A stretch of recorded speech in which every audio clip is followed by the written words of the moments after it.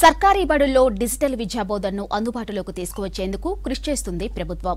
స్కూళ్లలో అత్యాధునిక సాంకేతికత సమకూర్చేందుకు ప్రణాళికలు సిద్ధం చేస్తుంది. ఇక విద్యార్థులకు సబ్జెక్టు పరంగా స్కిల్ పెంచడం, ఈజీగా పాఠాలు అర్థమయ్యేలా కొత్త విధానాలను తీసుకువచ్చేందుకు కసరత్తు చేస్తుంది ప్రభుత్వం. రాష్ట్రంలోని ప్రభుత్వ పాఠశాలల్లో సరికొత్త హంగులతో విద్యాబోధనను అందించాలని భావిస్తుంది సర్కార్. త్వరలో డిజిటల్ టీచింగ్ అందుబాటులోకి తీసుకువచ్చేందుకు కసరత్తు చేస్తుంది. విద్యార్థులకు వర్చువల్ రియాలిటీ, 3D విధానాల్లో పాఠాలు బోధించే ఏర్పాట్లపై దృష్టి సారించింది. విద్యార్థుల్లో సబ్జెక్ట్ స్కిల్స్ పెంచడంతో పాటు సులభతరంగా పాఠాలు అర్థమయ్యేలా నూతన విధానాలను తీసుకువచ్చేందుకు ప్రణాళికలు సిద్ధం చేస్తుంది రాష్ట్ర ప్రభుత్వం.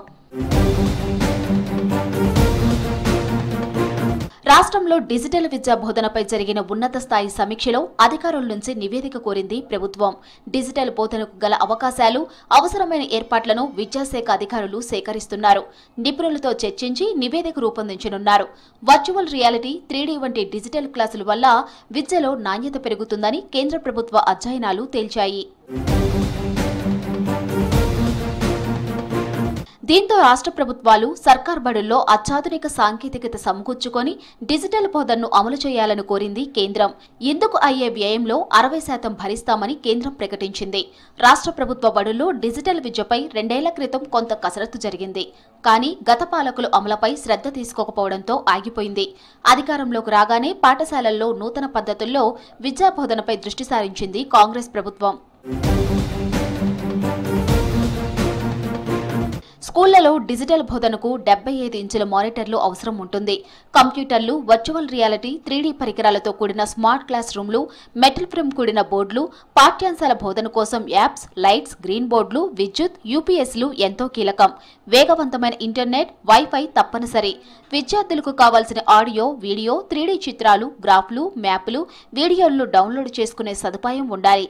యానిమేషన్, 3D చిత్రాలను ఉపయోగించే సాంకేతికత ఉండాలని అధికారులు చెబుతున్నారు. వీటిని పూర్తి స్థాయిలో అందుబాటులోకి తీసుకువచ్చే ప్రణాళికలు సిద్ధం చేస్తుంది రాష్ట్ర ప్రభుత్వం. మరోవైపు ప్రభుత్వ పాఠశాలల్లో డిజిటల్ విద్యను ప్రవేశపెట్టడం స్వాగతిస్తామని చెప్పారు ఉపాధ్యాయ సంఘాల నేతలు. డిజిటల్ విద్యా బోధన వల్ల ప్రభుత్వ స్కూళ్లలో విద్యార్థుల సంఖ్య పెరుగుతుందన్నారు. డిజిటల్ ఎడ్యుకేషన్ అమలు చేయడానికి ఉన్న అవాంతరాలను పూర్తిగా తొలగించాలి. అవాంతరాలు ఏంటంటే ఇప్పుడు నెట్ సౌకర్యం కల్పించాలి. పేద విద్యార్థులకు ఫోన్లు, ట్యాబ్లు లేకపోతే ల్యాప్టాప్లు సౌకర్యము ఏర్పాటు చేయాలి. లేకపోతే స్కూళ్ళల్లో టీవీలు పూర్తిగా ప్రభుత్వమే బాధ్యత తీసుకొని ఏర్పాటు చేస్తే అప్పుడు డిజిటల్ ద్వారా పిల్లలకు, ప్రభుత్వ బళ్ళల్లో చదివేటువంటి పిల్లలకు సాంకేతిక విద్య అనేది, సాంకేతికాన్ని ఉపయోగించి విద్యను అందించడం అనేది సులభం అవుతుంది. కెమెరాలు కానీ, ట్యాబులు కానీ, ల్యాప్టాప్లు కానీ, సెల్ ఫోన్స్ కానీ, నెట్ను అందుబాటులోకి తీసుకొస్తే ఇది అందరికీ యూనివర్సల్గా అమలు చేస్తేనే ఇది సరి అయింది. రాష్ట్రంలోని ప్రభుత్వ స్కూళ్లలో 3000 స్మార్ట్ క్లాస్ రూమ్లు అవసరం ఉంటుందని అంచనా వేస్తున్నారు అధికారులు. ఒక్కో స్కూలుకు 10 లక్షల వరకు ఖర్చవుతుందన్నారు. ఇలా మొత్తంగా 300 కోట్లు ఖర్చవుతుందని అంటున్నారు విద్యాశాఖ అధికారులు.